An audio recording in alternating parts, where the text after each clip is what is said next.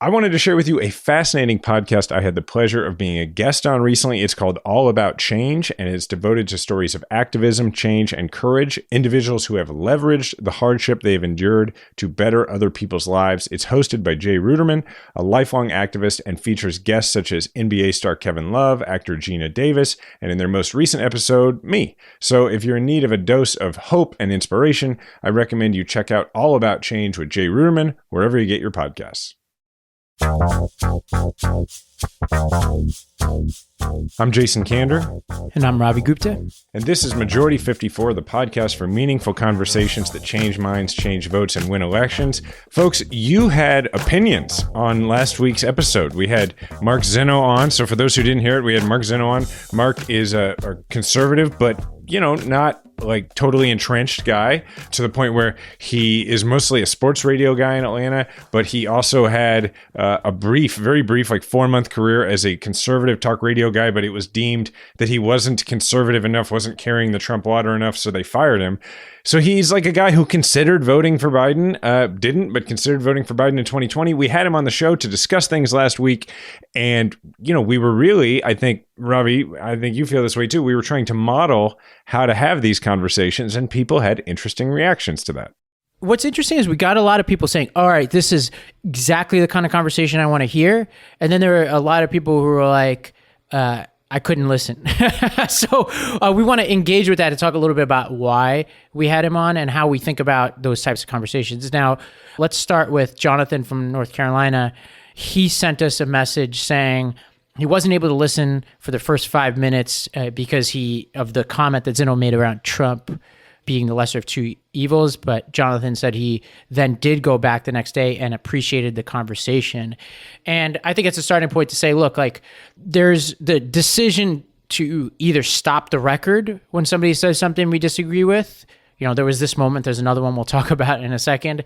My general feeling about this is if we stop somebody like Zeno, every time he says something we disagree with, we're not going to get very far in the conversation. So you have to kind of pick and choose which items you want to discuss, debate. And our goal was to discuss and debate the sort of major news of the week, not, who he voted for in the 2020 election. That's just generally how I approached it. Yeah, like I didn't feel like we invited Mark on to put him on trial, right? And I guess it probably sounds a lot different than most podcasts where progressives talk to conservatives, because usually in all media consumed today, it is adversarial. And what we were trying to model was what it would be like if we weren't recording the conversation, right? Like, i.e., what it would be like for our listeners when they're having these conversations with people in their lives. And so, yeah, when he referred to a president that we both voted for and that we, I think both know, as evil, like obviously there's part of me that's like, ooh, but I also am like, okay, well, that's how he feels. Like, I'm not going to disabuse him of that notion right here. We can take what he's ultimately saying and say, okay, let's understand how you think about that. Let's offer you another way. So I think it's just about being respectful, which people are not used to hearing. People be respectful to people who disagree with them in the media they consume. All right, we also heard from John from San Francisco, whose feedback is really around the part of the conversation where we talked about Dr. Fauci. He said, when the subject of Dr. Fauci came up, I felt like there was an opportunity for a follow-up question that was sorely missed. You had the very rare occasion of having a conservative voice on your show who actually praised Dr. Fauci as an epidemiologist as opposed to the usual bashing. I was very surprised at the level of anger your guest showed toward Fauci as a messenger. I just really felt like you missed an opportunity for a conservative who seems to actually respect Dr. Fauci to admit the role that Trump played in hurting messaging and public safety during a pandemic. That lack of acknowledgement by anyone on the right fuels a deep sense of anger for myself and many of your listeners. So my question, Ravi, is maybe I didn't emphasize it enough. I thought that I did introduce this idea that Fauci was under difficult constraints because of Trump. Yeah, I mentioned it for sure, which was around what Trump was saying in India, and that you had a president who in no way was backing him up. But also there's a question, and maybe we could have done more for sure. Like, point taken for sure. I think the question though is, what is the goal? Like, let's say we get Mark to admit something, right? Is our goal to get somebody to admit something? Because our audience is persuaded, right? That's kind of the way this whole conversation colors what we're trying to get out of the back and forth with Zinno is like, our audience is not to be persuaded. What we're trying to do is model what a conversation would sound like. And to me, it's not meet the press where I'm trying to be like, all right, I got that critical statement out of Mark. It's more like, hey, like, let's find the points where we can either agree or I can nudge you along slightly, or where I could just gain an understanding of where you are and where you come from, Yeah, and I felt like, where John is saying that it's an opportunity when a conservative says that they don't have any issues with the science from Fauci for the most part. But I feel like that opportunity, that bell was rung when Mark said that. And so I'm like, I'm not taking that and going, okay, well, since you admit that, like, that's a win. You start with a win. That's great. And then from there, I felt like that's why, rather than turn it into, okay, well, now I've got you on this and I want to show you how Trump messed up the messaging. That's why, John, if you go back and listen, that's why I kind of tried to finish it with, I think what we're all saying here is that when politicians get in the way of public health officials, it is very damaging to the messaging. And Mark agreed with that, which is a very different statement than if I say, well, so then you agree that the problem was Trump all along and not Fauci, which is a really high bar. When you come into it with, as soon as you bring up Fauci, Mark clearly he has strong anti-Fauci feelings. So to me, if I'm trying to persuade Mark of something, it is unrealistic for me to say, I'm going to make him completely change his mind about Fauci. Because also, what's useful about that? Nothing. Like, Fauci's leaving. Like, it doesn't really matter. What's useful is to help him come to the conclusion that we've reached in terms of, for future public health information, just the idea that, hey, politics shouldn't play a role in it. Another thing I got some comments on Twitter was the student loan discussion.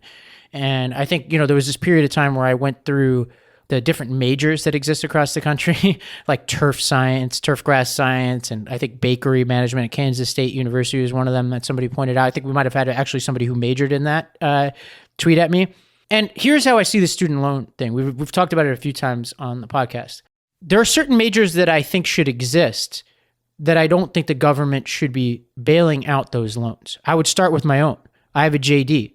And I didn't use my JD to become a public defender. I had student loans. I don't think the government should be bailing out my student loans, even though I think that JDs are important degrees, right? I think we should have lawyers. I think it's important to have lawyers. But I don't think in most cases that the government should bail out. That's how I feel about bakery science, right? I love bakers. I think it's really important. I think that there are people really talented who do that work. I just don't think the government should be bailing out those loans in a world of limited resources.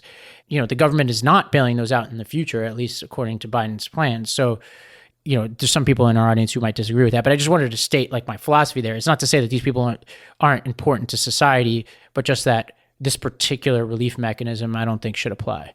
Okay, let's get to this big one. A lot of people said they couldn't get past Mark's misogynistic comment, and they said they were disappointed that we didn't call it out. What he said was that student loan forgiveness was like a woman asking her husband for money to go shopping or to buy a fur coat after totaling the car.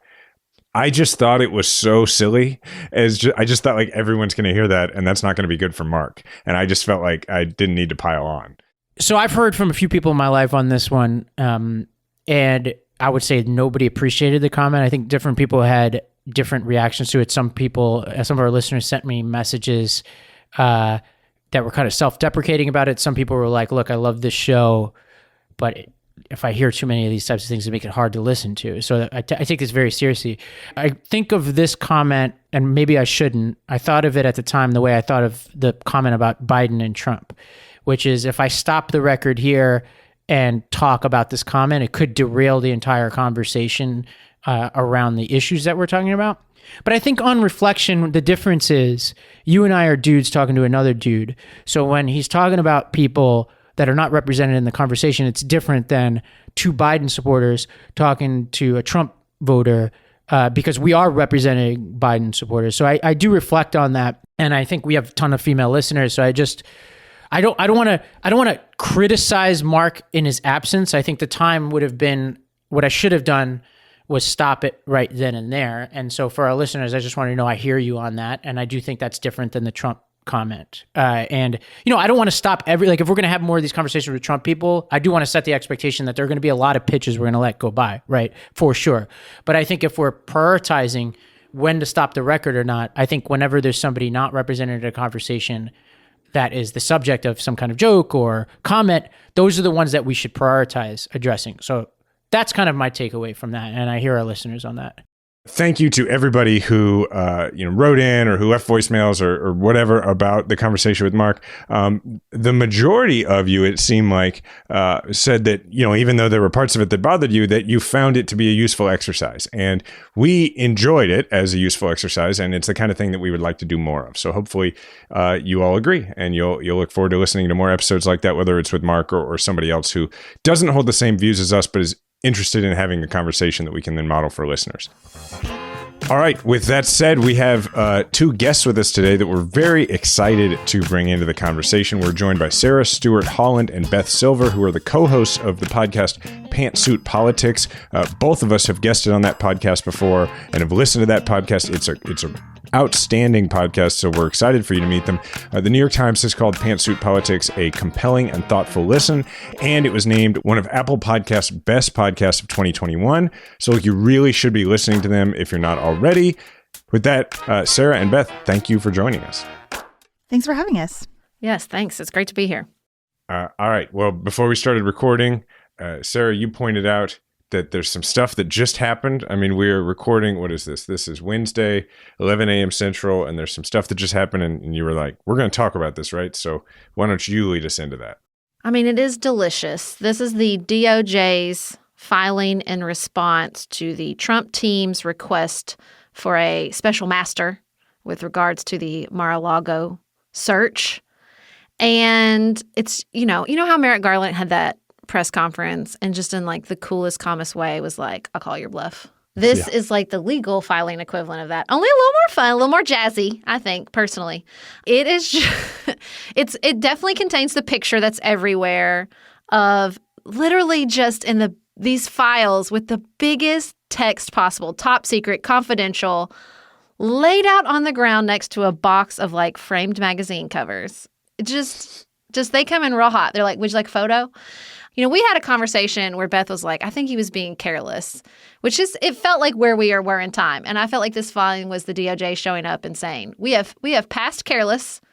We are entering new territory. They are basically arguing that he was purposely hiding things from the DOJ. There's a lot of great language around it's not yours, dummy. This stuff does not belong to you. It belongs to the American people. It's not yours. So this whole argument is silly because these are not your documents. It's just a really fun romp. Highly recommend a read through. Highly recommend. So do we think that this is how they found the documents or that they laid them out on the floor to take a photo? That's what I haven't been able to figure out yet.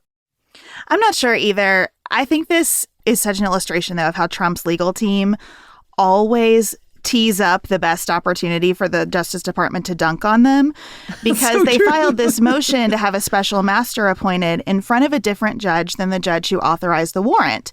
So the DOJ rolls in and is like, let us give you a comprehensive look at the facts here. Yeah. And so we get even more than we got from the affidavit because they march through time to say, you told us you did a diligent search. We came in and found stuff on your desk, not even in boxes in the storage room, but there were classified materials just laying around the 45 office. So I don't know about that photo, but they paint a vivid verbal picture of total haphazardness with very sensitive materials all over Mar-a-Lago, like Easter eggs. I do remember as a litigator when somebody would give you the opportunity to just summarize everything that had happened to that point. Like if you were trying to survive summary judgment or something, And I remember I would sit down and about halfway through writing out the entire case and just feeling like, oh my God, I'm just piling on these people. This judge is just going to be like, this thing's over.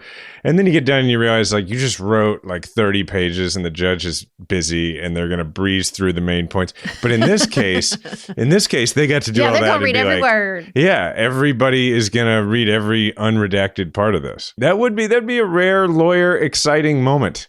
I can feel their excitement.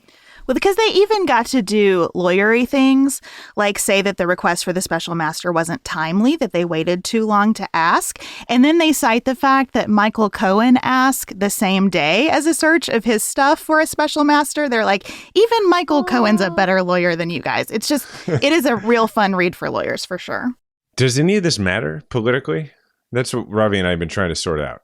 Well, I mean, I think if you look at the political write-ups of the cases of, Republican Senate candidates all over the country, I feel like the answer is yes. I feel like they feel the dead weight that is Trump's obsession with the 2020 presidential election and all these additional investigations.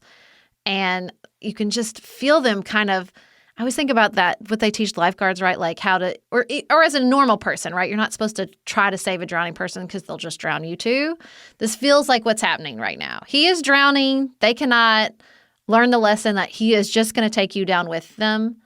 And I think it matters. I think he knows it matters. That's why he put out 80 plus statements on Truth Social yesterday, is because he learned that lesson in 2016. Just the smell of an investigation is often enough. Now, do I think it's enough for his tried and true to break the fever dream? Probably not. But does it matter to, voters, moderates, independents, all these newly registered voters we're seeing? Yeah, I think it does.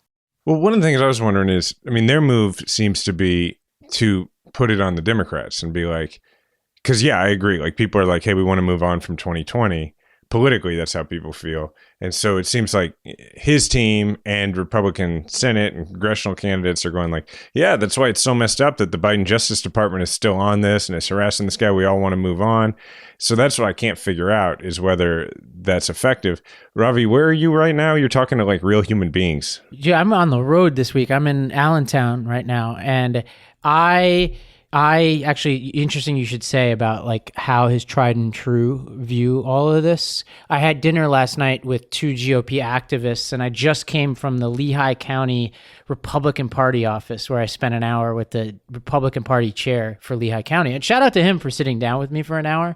I would say that, at least from the Pennsylvania perspective, which obviously is a state we both have to win at the gubernatorial level and the Senate level, is the gubernatorial here, Shapiro, is in really good shape. Like last night, I could not get these 2 guys to say a single nice word about Democrats, about anything. But one of the guys just like mentioned as an aside, he's like, but that Shapiro guy, I like that guy. And the same thing I heard today in the chair's office. I was like, hey, like, how are you viewing these races? It was very clear to me that they view the Shapiro Mastriano race as the hardest one to win. And the persecution complex is real, both last night and today. I'm hearing all about the media and their obsession with Trump. By the way, I don't hear anything about Biden, by the way, which is interesting. It's all about the obsession with Trump, the media's obsession. When people were talking to you about the obsession with Trump and the persecution complex, does anybody talk about this stuff with the documents in Mar-a-Lago? No. Like, are they specific? No, this didn't come up at all. Actually, they talk about January 6th more than anything else. And the media generally, like this GOP chair today just would not stop talking about the media and how the media is setting up Trump and yada, yada, yada. Now, one interesting anecdote from that conversation, they were walking me through how they're challenging Democrats. I don't think they Googled me, but they were walking me through how they're challenging all the Democrats, dropping off mail-in ballots and all this. And it's victim complex, like to the 20th degree about how Democrats are stealing this or stealing that. And I asked the guy, the chair, how much of your time is spent on dealing with election denial claims versus like offensive, like voter identification, persuasion, yada, yada, yada.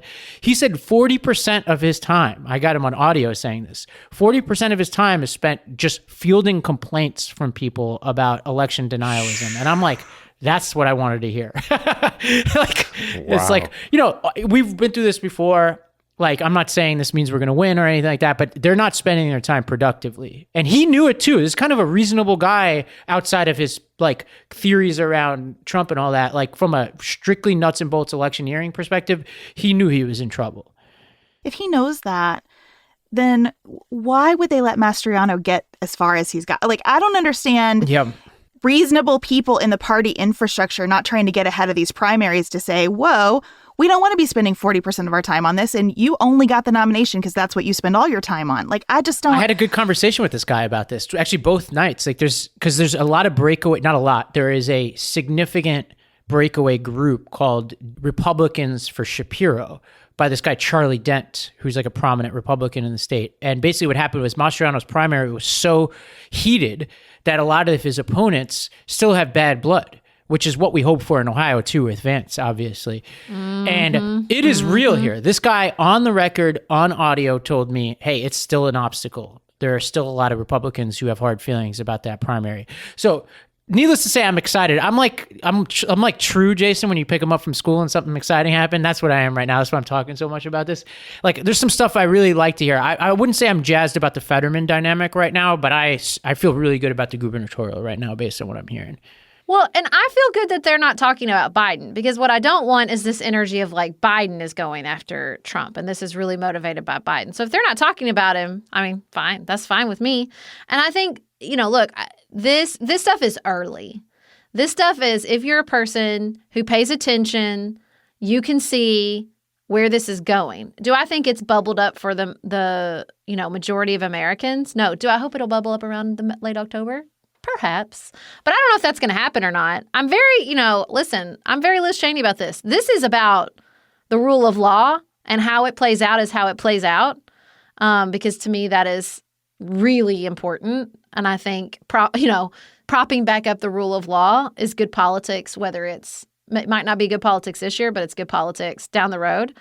But I think this is the chickens are coming home to roost. This is what we're seeing, I think, in so many places. And I think, politically, it feels like they never miss an opportunity to miss an opportunity. I'm sure that's how Mitch McConnell feels right now. Like, just with the candidates nominated, with the fact that he's not actually supporting them financially, just all of that. I think those chickens are coming home to roost too. I mean, there's only so much you can, hold together with duct tape and Truth Social. And I feel like those days are coming to an end. That's a good transition to our next topic, which is just zooming out from Pennsylvania and zooming out from even the Trump Mar-a-Lago fiasco.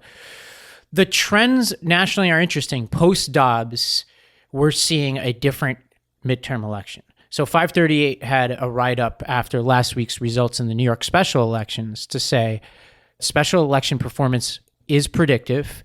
Right now, Democrats, since Dobbs, are outperforming expectations by an average of 9 points in special elections. They won outright the Hudson Valley seat that they weren't supposed to win, and they outperformed in another race that they were expecting to get clobbered in, but only lost by 7 points. And they put that together with a couple other special elections that happened, saying, look, Democrats are in good shape. That comes also as Politico reported that Republicans like Masters in Arizona are scrubbing their websites of their previous abortion positions.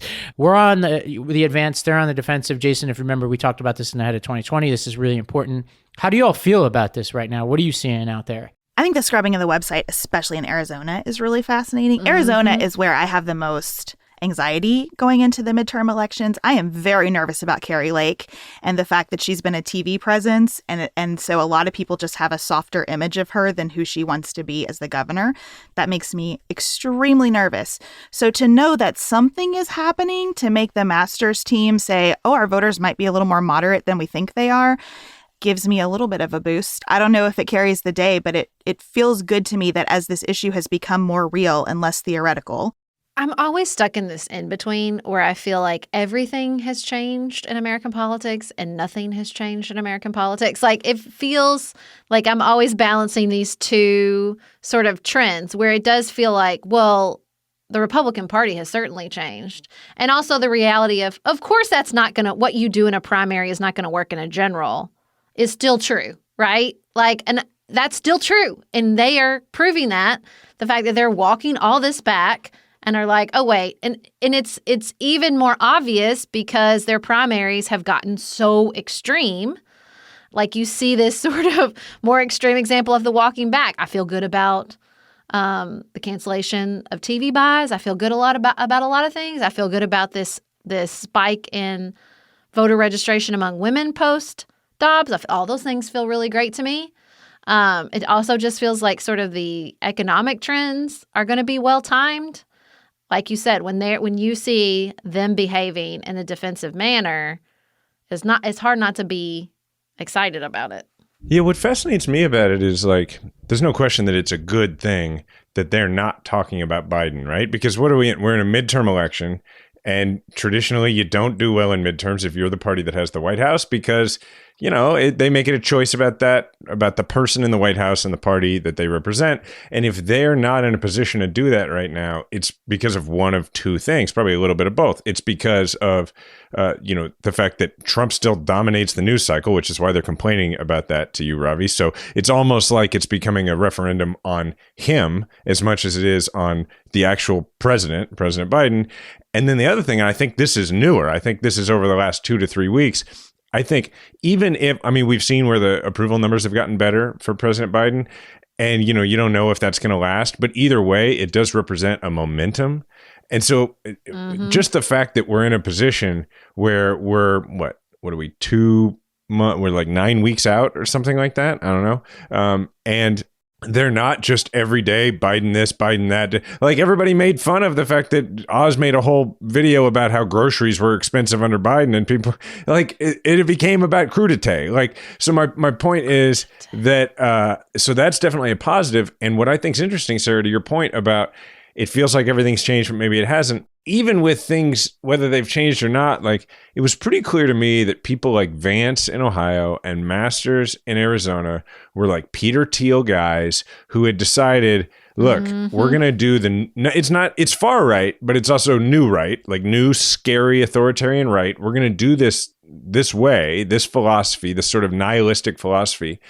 And we're going to, aim directly at our win scenario. And our win scenario is built on the idea that it is a midterm election. Biden will be unpopular. And so therefore it'll look actually more ironically like 2016, like the side that has the more enthusiasm is going to win. So we're just going to run hard right and generate that enthusiasm. And what they've run into that they didn't expect is enthusiasm from the side that actually occupies the White House, which doesn't usually happen. And I totally think it's because of the Dobbs decision. I wonder if this squares with what you heard, Ravi, or what you're hearing in Pennsylvania. I feel like it's one thing for Biden to be largely unpopular, for people to be like, Afghanistan was poorly managed and prices are too high. But I think Republicans take that so hard to like, and now we want the House to work on impeaching Biden. And that the public's like, no, pause. That's not what we're here for. For sure. I would say that the one thing I'm hearing over and over and over again is that people are not as definable in some of these counties. Like there's this neighboring county here that is the bellwether for Pennsylvania that, basically has a 100% track record over the past few elections of predicting all statewide winners. Most people you talk to there don't identify the people that we talk to as a Democrat or Republican. And so when you start talking crazy talk around, I'm going to impeach this person or that, even stuff we would agree with, like Trump should go to jail or something, they don't love any of that stuff. They just like practical stuff. So, I was talking to somebody, we were talking to somebody yesterday who is anti-abortion, but loves the student loan bailout. So like people are not easily definable and doesn't know how she's going to vote in the Senate election. Like, for that person, wouldn't it have been easier for them to make their decision pre-Dobbs? Because that person is voting for the Senate, as ostensibly voting for someone who will confirm Supreme Court justices. And so if one of the first things they mentioned to you was abortion, well, then that's going to be their priority in a pre-Dobbs world. In a post-Dobbs world, they're going, okay, well, I don't know what my state's going to do, but the country has ruled the way that I was voting in Senate races to have it rule. I guess now I'll look at this student loan thing. That's there's an embarrassment. Like there's something that I can't pick up on audio as much, but you see it in the body language. When you ask a Republican in this state about abortion, they get shifty in their body language because they aren't, even the people who just, and with all due respect to people who have different opinions than I do, I'm not saying that all these people aren't honestly held beliefs. I just think they're uncomfortable with the reality that exists. It's almost like they're the dog who caught the car. They're almost like, woo, like now we got it and we're not sure what to do with this. And, I think the well-intentioned of them, like the random person on the street, I think just kind of feels bad for people who like have different opinions than them. And then the activists, like the chair or the guy I had dinner with last night, I'm not sure how like honestly held their beliefs are, but they certainly are feeling the politics of it. So nobody seems to be wanting to talk about that issue on the right. Yeah, that is a big flag. Yes. That's what I mean. Like, everything is the same but different. Like, I feel like the political reality of primaries, and then you overcorrect, you pull it back a little bit after you've appealed to your party faithful, still applies. But I have from the beginning thought this basic understanding about midterm felt real out of date here in 2022. And everybody's like, well, this is just what happens the first primary or the first midterm after a president's elected. And I just kept thinking, yeah. And also, do we really think that is still completely applicable when we have a former president behaving in no way, shape, or form the way a former president has ever behaved in the history of our country? Like, that seems like a pretty dang big exception. I think the economy, you just can't predict it. So putting all your eggs in that basket and thinking that's how you're going to win the midterms was also a kind of like, I don't know, guys, is that going to work for you? Because the economy also changes and shifts and gives weird messages when, the stock market's still taking off. Obviously, we're all talking about inflation at a more rapid pace than it used to. And then you throw Dobbs on top of it, which has felt so profound to me since that decision is, I'm an elder millennial. I'm 41 years old. So I've sort of been absorbed in this debate my entire life. And it felt like because Supreme Court decisions in this weird way sort of freeze us in time, so much of the right's orientation was like how people felt about abortion in the late 1970s, early 1980s, when nobody would talk about it, when you didn't have public stories, when you didn't have, social media in order to platform said stories and experiences. And so I just think that came, it even shocked me. I used to work at Planned Parenthood, and still I'm like, wow, you just forget how much people's opinion on this have shifted. Even if they sort of got stuck in the Roe v. Wade formulation of things, once Roe v. Wade was off the table, you just realize, this debate in people's minds, their experiences, their awareness of women's experiences inside reproductive health has really, really changed since Roe v. Wade was decided. And I just don't think I definitely don't think the members of the Supreme Court anticipated that. I don't think the Republican Party anticipated that. And I feel like it's just slapping them in the face over and over, even faster than I anticipated. And that's why they're so shifty. They don't want to talk about an 11-year-old crossing state lines to get an abortion. Of course they don't. But again, even as someone who's sort of just been in this debate as long as I can remember as an adult, it even caught me off guard. So I'm sure it's catching them off guard. Well, I think there is an aspect of Dobbs that is such a reminder of what it looks like when you have this raw exercise of political power. And that does, to your point, Jason, make it more of a referendum on Trump than Biden, because I think the principal job of the next Congress is going to be to ensure that we certify a free and fair election in 2024. And so in a way, it's most accurate to view this as a referendum on Trump, who is still out there saying, someone, somehow, somewhere should make me the president immediately, as recently as yesterday. When that's happening, of course it's a referendum on Trump. That's not the media's fault. I think that, just to put a button on this, I think the other takeaway from it is that, y'all were saying that it did feel like a regular midterm for a while, but like Sarah, you didn't trust the idea that it was. And I guess the part that I didn't trust was this idea that if you get stuff done, you'll be rewarded for it politically. Like, I was starting to get, honestly, a little cynical about the idea that, like, when you accomplish things that you'll get credit for it, because we become so partisan and so tribal and so, like, parliamentary in the way that we think about our elections.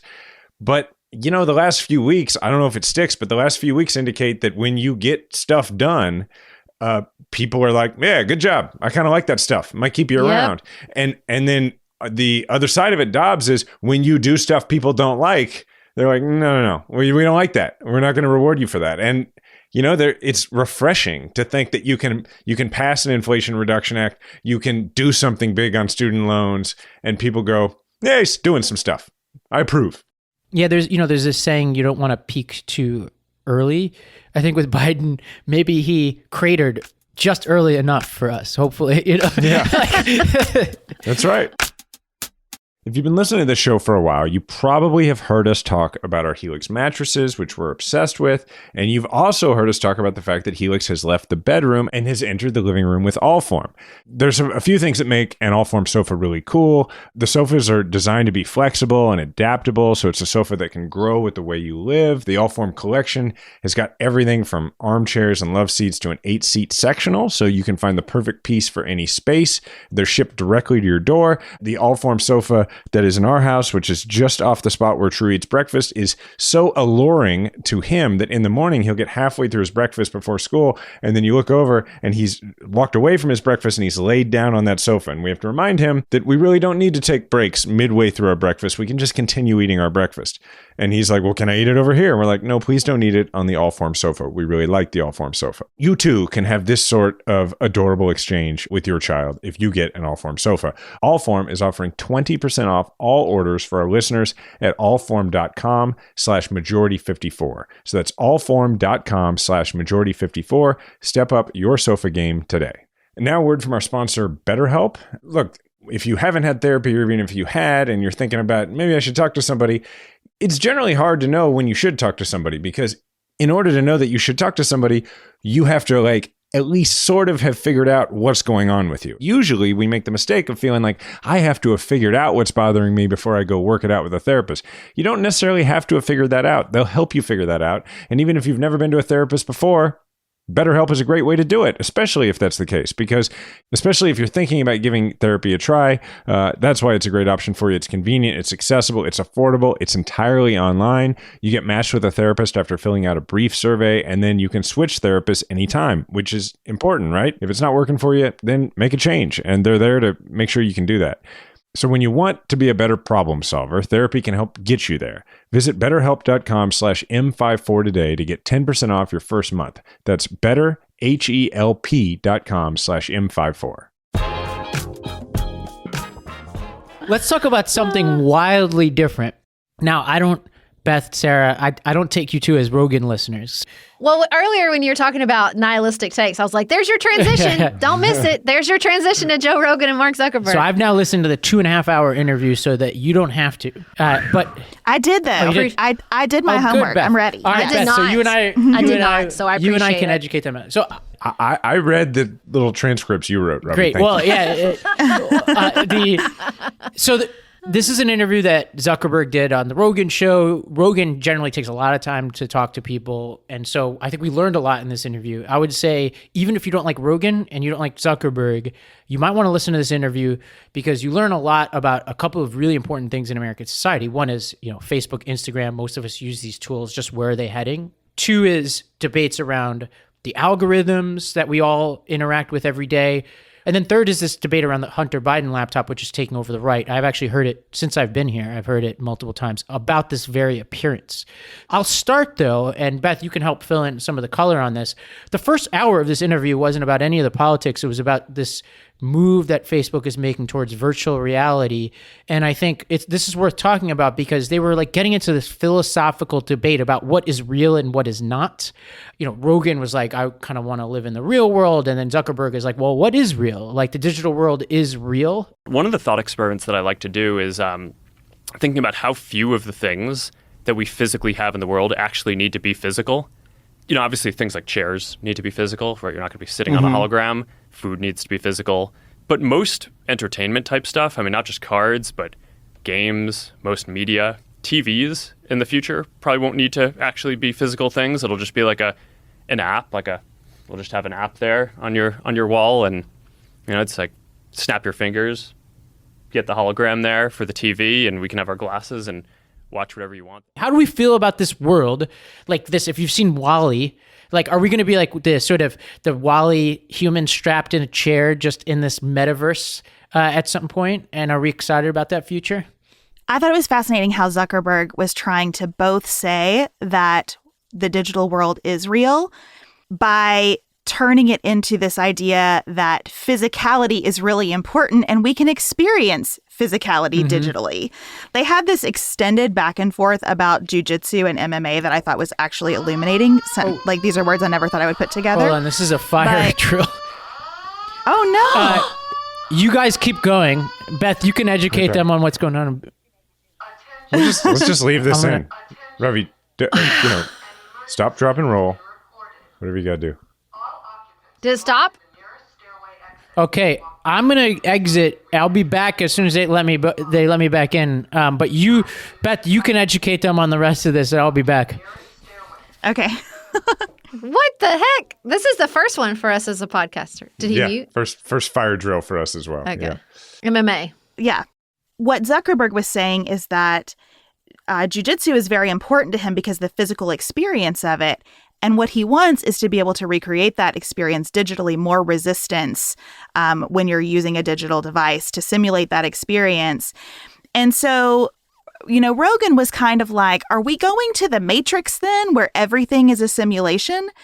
And Zuckerberg was kind of saying no in his direct responses, and yes, definitely in his indirect responses. And so I took this in. I start with a lot of skepticism. I think hard no, I don't want any of this. My husband owns the Oculus. I won't put it on. I don't like it. But at the same time, I thought about, he talked about holograms a lot. When my mother was hospitalized with COVID, if I could have appeared in her room as a hologram, would I have taken that moment? 100%. So I don't know how to even process the scope of what they're imagining. I just sit back and worry about the control aspects of it. But the possibility, I have to admit, has more upside than I am initially inclined to recognize. I mean, I wouldn't be mad about us sitting in a holographic room together instead of screens on Zoom, right? That wouldn't be the end of the world. That would be sort of an interesting way to record this podcast and feel more real in a way than what we're doing right now. So I understand the appeal.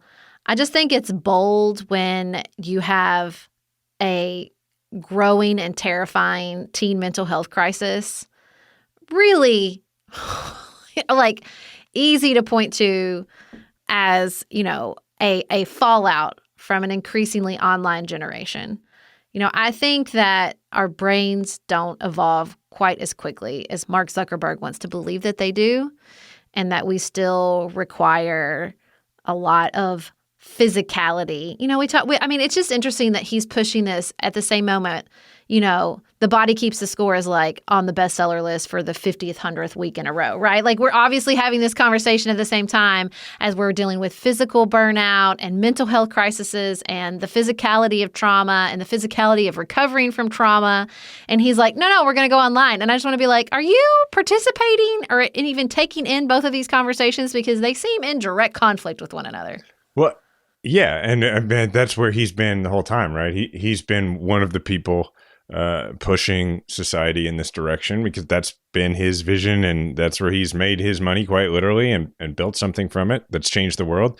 I guess when I hear all this, I'm just like, yeah, this is obviously where everything's going. Like, to me, it just doesn't seem, I guess it's two things. One, it doesn't seem surprising. You hear Wally and you're like, yeah, that's where we're going. That really traumatized me. I don't ever want to be like that. I'm not excited. I'm just saying, like, I feel like there's a foregone conclusion. Like the quote about, how you're just going to have an app there on your wall, you snap your fingers, it's going to be there on your TV. I'm like, yeah, that just feels like we're pretty much there. Like, we're really close to there. And so I'm not surprised by it. So I feel like, to me, the conversation is, it's not, is this good or is this bad? And it's more like, okay, well, how are we going to manage this reality we're going, like, as a parent? I'm just like, okay, how are we going to manage this reality? And then also as a person involved in politics, it's like, okay, already we have a huge problem in this country where people aren't in any way getting to know anyone who is unlike them, or getting to know anyone who doesn't live where they live and think the way they think. So what are we going to do to mitigate the fact that this is clearly going to exacerbate that problem? Yeah, I think, what are the rules and what are the manipulations? Zuckerberg, I think, has been successful because he is masterful at compartmentalizing. He will in no way acknowledge the responsibility. Rogan said the word responsibility over and over in this conversation, and Zuckerberg was never like, yeah, it keeps me up at night. He's more, every time Rogan would take it in that direction, Zuckerberg would be like, we're just competitors in a marketplace, and we got to make our product good so people will stay with us. He literally used the word agnostic. Yes, yes. And it was really interesting to me how Rogan was kind of making the guns don't kill people, people kill people argument about algorithms. He was like, you decide what you want to engage with, and the algorithm just mirrors that back to you. And Zuckerberg was kind of like, no, it's the gun, because he kept saying these tiny tweaks can drastically change your experience. So to your point about how do you control it, I agree. This conversation would be really interesting if we were all holograms sitting in a room together. And so what are the rules around that? Ravi's back. All right. And Yay! appears unharmed. Building is okay. Here's the thing, though, I think is really important that I try to remind myself, is particularly when I'm having a conversation about Meta/Facebook, which is that they are in trouble. I think you could get stuck in a debate, just like with Roe v. Wade. And I think especially for, people of our age, it's easy to get stuck in this framework of Facebook as this behemoth that controls so much, but that's not who they are anymore. If we were all 25, we'd be like, why are we talking about Facebook? Like, You know what I mean? Like, that's not who they are anymore. Their market share is fading, and Meta is not turning that around as far as anyone can tell. There's a way that I can see sort of your take, Jason, that it's like inevitable, and I can very easily be persuaded that Zuckerberg and the sort of future of Facebook is increasingly irrelevant. A couple other things about this conversation that, like, to bring it back to the politics, there was a whole separate piece about algorithms that's really interesting that people should listen to, basically, where Rogan pushed back a little bit about, well, why don't you just have a chronological news feed? Zuckerberg, I thought, was very unpersuasive in his response, essentially saying, well, what if you did chronological, then a business could just keep spamming one after another? Obvious rejoinder to that is you just unfollow that business, right? He also said, well, what if your cousin had a baby or whatever? How would you not know? I'd be like, well, Facebook isn't the only way you learn about these things, and right, and like, God, I hope not. Right, but just like he clearly didn't say the thing that really is driving his love of the algorithms. This is a way he makes profits to fuel the meta stuff that he's excited about, the metaverse stuff. So all that aside, the politics part, though, to this, and that I think our listeners are going to hear about, if they haven't already, is that Zuckerberg was asked by Rogan about suppression of the Hunter Biden laptop story. Now, Twitter straight up took down posts related to Hunter Biden's laptop at the time. Facebook merely de-emphasized it in their algorithms. Now, the literal thing that was being reported in a lot of these stories turned out to be true, which is there was a laptop in the possession of the FBI. It was Hunter Biden's laptop. I think we can say at this point that that is true. People on the right are up in arms about the fact that they believe that story was suppressed. Like, I do think it's an interesting debate. And like, if we're charitable, like, we shouldn't be suppressing anything factual, although like that close to an election based on the history, we could all have that debate. Now, what Rogan pressed Zuckerberg on was, well, why did you do it? And was there like any coordination with the FBI? Zuckerberg admitted that the FBI had been issuing warnings to Facebook or in and around that period of time about general election interference. And that was the background that Zuckerberg took into account when he decided to de-emphasize the Hunter Biden laptop. The right wing is running with this. And for our listeners, this is where I want to underline this. They're running with this, claiming that the FBI asked Zuckerberg to take that down, which is not true. They didn't even, according to what we know today, didn't even reference the Hunter Biden laptop. So that's the misinformation that I want to underline here. That is not what happened here. The FBI did not ask, at least according to the information we have today, for Facebook to take down that particular post. I thought Zuckerberg played that a little cute in the interview too. I did not respect the way he handled that conversation with Rogan. Yeah, say more. Remind me. I think Zuckerberg purposefully use that as an opportunity to dunk on Twitter, to say that Facebook handled it better, and to act like the victim of the FBI. I do think Zuckerberg was vague enough in that interview that if you were kind of half paying attention, which you would be in hour 3, that you could walk away thinking the FBI asked him to suppress the Hunter Biden story specifically. I think he played to the audience and let that be the illusion, especially to come out looking better than Twitter. And so I just didn't think he handled it very fairly at all. What happened to our Facebook Supreme Court? How come I never hear about Good question. They're still churning. They're still going. Good question. He talked about them in this interview. Yeah. Okay, that was my question. He's very proud of it. Did he mention them? He's very proud of it. Okay, so we're still going to do that. We still got some eggs in that He did say basket. that they're spending $5 billion, which is noticeably half of what they're spending on the metaverse, but they're spending $5 billion on a year on what he calls defense, so counterintelligence activities. What does that mean? Yeah, counterintelligence, like taking down posts, yada, yada, yada.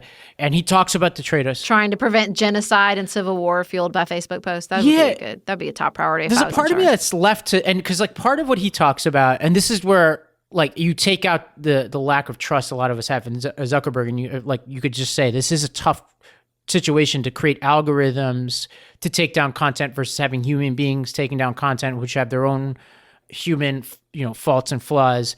Just the sheer amount, billions of people on this platform, like the amount of people and what algorithms can sometimes miss. So it's a tough balance. I'm left thinking to myself, I'm not sure Zuckerberg's doing all the right things, but I'm not sure what the right balance is between machines and people taking stuff down, It's also really hard to figure out how the government would regulate this, because it's really clear that there needs to be adult supervision here. And then it's not coming from Mark Zuckerberg. Right. I mean, he's not the adult, right? So no. It's like he needs adult supervision. All of these behemoth tech companies that are really media companies that are shaping the reality that we live in, like virtual and otherwise, they need some sort of oversight. But it is very difficult to figure out who in government is going to do that and be able to do it, A, fairly, but B, and maybe this is actually A, competently. It's a really hard thing to figure out. How do you do this in a free society? Well, and which government? Which government? Because our government is one thing. We can't figure out how to do it fairly here in a free press society, one of the most expression forward countries in the world. But what Facebook does in the United States isn't even the biggest part of its portfolio anymore. So which governments get involved here too? And again, though, just to push back on this idea of this is inevitable and who's regulating this and how do we figure that out? I mean, exhibit cryptocurrency, which definitely felt inevitable and has definitely sort of fallen apart. And we're really trying desperately to figure out how to regulate. To me, it's again, that's another example of especially with tech and especially in our rapidly changing environment, political and otherwise, assuming that how this is going to play out and who the big players will be when the dust settles, it's just really never a safe assumption. The other thing about this regulation debate, though, around social media is whenever I think of a regulation, I have to think of it in DeSantis' hands, in Trump's hands, Lindsey Graham's hands, not just our people. There's a 50-50 chance always that these things get in the hands of somebody who you have a different political belief of. So to me, that's why I tend towards, even though I don't love a libertarian world compared to my perfect world, often I've been defaulting more libertarian lately because of the sheer probability that a lot of these regulations will be in the hands of people I don't trust, if that makes any sense. Yeah, but again, back to our very beginning of this conversation, they never miss an opportunity to miss an opportunity. They're not looking to dive into the nitty-gritty of regulation. That's not what they came to government to do. They came to dunk on liberals, especially DeSantis, and the nitty-gritty of regulation is really not... Yeah. Not their top priority. But more, I wouldn't want to give them the power to abuse it, right? So let's say we pass a law saying that we can actually force social media companies to take down certain content. I would not want that in the hands of somebody I don't trust, for example. A question that I have about all of this is if you think about the Facebook advisory board and the defense spending and the fact that they are creating a nation in a lot of ways, is there something about that contrast that could be beneficial to rebuilding trust in our institutions to say, hey, look at the power of government as held by a corporation, a multinational corporation. Is that what you want here?